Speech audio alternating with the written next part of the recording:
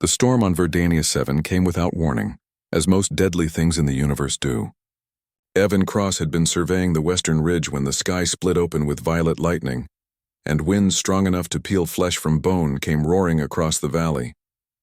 His portable shelter disintegrated in seconds. His emergency beacon tumbled away into the screaming darkness. And Evan, veteran explorer of 43 worlds, found himself doing something he hadn't done since childhood, running for his life with no plan whatsoever. The tree appeared through sheets of acid rain like salvation itself. Massive, ancient, its trunk wider than his cargo shuttle, with bark that shimmered an iridescent blue-green even in the storm's fury. Evan didn't question it. He wrapped both arms around that trunk and held on as the world tried to kill him. That's when everything changed. The bark beneath his fingers grew warm, then warmer still. The texture shifted from rough to smooth, and Evan felt the unmistakable sensation of a heartbeat pulsing against his chest. Not the slow, ponderous rhythm of a tree's sap movement, but something quick and urgent and decidedly alive in a way that trees weren't supposed to be. The storm suddenly stopped mattering. The wind still howled, the rain still burned, but Evan couldn't look away from what was happening. The trunk was narrowing, reshaping, forming curves and contours that his brain struggled to process. Branches retracted and reformed into slender arms. Roots pulled free from the ground and became legs, and where bark had been, now there was skin the color of new leaves, marked with patterns like wood grain that flowed and shifted as she moved. She, because there was no other word for the being that now stood before him, still holding him against her as he'd held the tree. Her eyes were the deep amber of old growth rings, and they looked at him with an intensity that made Evan forget he was standing in a storm that could atomize him. "You held on," she said, her voice like wind through branches. "When you could have run, when you should have died, you held on to me." Evan's mouth opened, closed, opened again. What are you?" "Silvera," she replied, as if that explained everything. Her arms, slender but impossibly strong, tightened around him. "And you are mine now, Evan Cross. You chose me in your moment of desperation. The bond is formed, bond." Evan managed, though his scientific mind was already racing through possibilities. Symbiosis, psychic connection, some kind of alien imprinting protocol. "I just grabbed a tree. I didn't mean to or not, you did."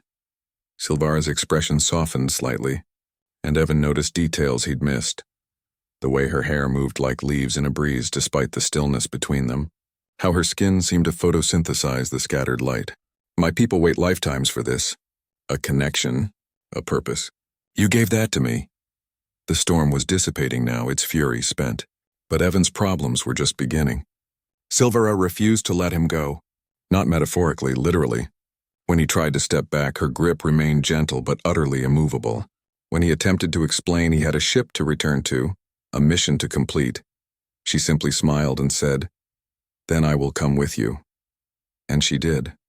Evan quickly learned that Silvera wasn't being possessive in any malicious sense. She was being protective in the way only a being who'd spent millennia as an immobile tree could be.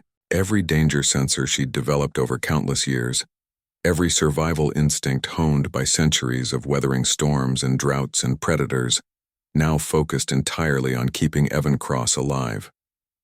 When a rockslide threatened their path back to his ship, Silvara's arms extended into branch-like appendages that caught falling boulders. When native predators caught their scent, she grew bark armor over his body before he even registered the threat. When his oxygen scrubber failed during the climb, she breathed for him, her body producing oxygen through photosynthesis accelerated to impossible rates. "You don't have to do this," Evan protested, equal parts grateful and embarrassed. "I'm trained for this. I've survived worse." "Not anymore," Silvara replied simply. "Not while I exist to prevent it." It should have been suffocating. Evan had always prided himself on his independence, his ability to face the universe's dangers alone. But there was something about Silvara's devotion that wasn't constraining. It was liberating. She didn't protect him because she thought he was weak. She protected him because she'd chosen him, and her kind didn't do anything halfway. By the time they reached his ship, Evan had stopped trying to explain why she couldn't come with him, partly because her arguments were sound. She could survive space, could provide backup life support, could interface with his ship's systems through some kind of organic technology he didn't fully understand. but mostly because he'd started to realize something that both terrified and thrilled him. He didn't want her to let go. Humanity had explored hundreds of worlds, encountered countless species, made first contact with civilizations both ancient and young.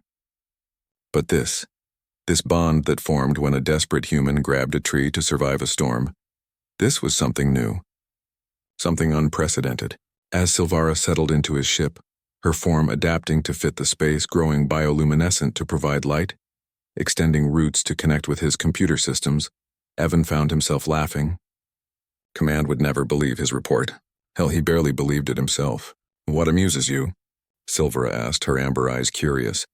Evan gestured at everything. At her, at the situation, at the sheer improbability of it all. "Just thinking about how I came to Verdania 7 to study plant life, and now I'm leaving with a walking, talking, incredibly overprotective tree woman who's apparently bonded to me for life." Silvara's expression did something that might have been a smile, if trees knew how to smile. "Not just life, Evan Cross. My people live for thousands of your years, and the bond does not break." "Thousands of years," Evan repeated, the weight of that settling over him. "Of you not letting me go. Of me never letting you fall," Silvara corrected gently. "There is a difference." And as his ship lifted off, carrying them both toward the stars, Evan realized she was right. There was a difference. And maybe, just maybe, being held by someone who would never let you fall was exactly what humanity had been searching for all along, out here in the infinite dark. The universe was vast and dangerous and full of wonders, but Evan Cross had found something rarer than any mineral, more valuable than any discovery, someone who'd chosen him in a moment of desperate need, and who would spend millennia making sure he never faced the darkness alone again. He could live with that. Hell, he might even learn to love it.